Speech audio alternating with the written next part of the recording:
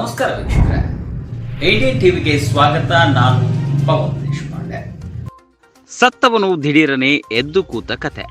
Shocking video viral. ರಾಜಸ್ಥಾನದ ಜುಂಜುವಿನಲ್ಲಿ ವೈದ್ಯರ ನಿರ್ಲಕ್ಷ್ಯದ ದೊಡ್ಡ ಪ್ರಕರಣ ಬೆಳಕಿಗೆ ಬಂದಿದೆ. ಜೀವಂತ ವ್ಯಕ್ತಿಯ ಮರಣೋತ್ತರ ಪರೀಕ್ಷೆ ನಡೆಸುವಾಗ ವ್ಯಕ್ತಿ ಜೀವಂತವಾಗಿರುವುದು ಗೊತ್ತಾಗಿದೆ. ಆಡಳಿತ ಮಂಡಳಿ 3 ವೈದ್ಯರನ್ನ ಅಮಾನತು ಮಾಡಿ ತನಿಖೆಗೆ ಆದೇಶಿಸಿದೆ. ರಾಜಸ್ಥಾನದ ಜುಂಜುನು ಜಿಲ್ಲೆಯ ಆಘಾತಕಾರಿ ಘಟನೆಯೊಂದು ಬೆಳಕಿಗೆ ಬಂದಿದೆ. ಇಲ್ಲಿ 25 ವರ್ಷದ ಯುವಕನೊಬ್ಬ ಜಿಲ್ಲಾಸ್ಪತ್ರೆ ಚಿಕಿತ್ಸೆ ವೇಳೆ ಮೃತಪಟ್ಟಿದ್ದ. ಬಳಿಕ ಅವನ ಅಂತಿಮ ಸಂಸ್ಕಾರಕ್ಕೆ ಸಿದ್ಧತೆ ಆರಂಭವಾಯಿತು. 2-3 ಗಂಟೆಗಳ ಕಾಲ ದೇಹವನ್ನು ಶವಾಗಾರದಲ್ಲಿ ಇರಿಸಲಾಗಿತ್ತು. ಪಂಚನಾಮ ಪ್ರಕ್ರಿಯೆ ಮುಗಿದ ನಂತರ ಅವರ ಕುಟುಂಬದವರು ಆತನ ಶವವನ್ನು ಅಂತಿಮ ವಿಧಿವಿಧಾನಗಳಿಗೆ ತೆಗೆದುಕೊಂಡು ಹೋದರು. ಆದರೆ ಚಿತೆ ಹೊತ್ತಿ ಉರಿಯುವ ಸ್ವಲ್ಪ ಹೊತ್ತಿನಲ್ಲೇ ಆ ವ್ಯಕ್ತಿಯ ದೇಹದಲ್ಲಿ ಕದಲಿಕೆ ಕಂಡಿತು. ಆಗ ಆತ ಜೀವಂತವಾಗಿರುವುದು ಗೊತ್ತಾಯಿತು.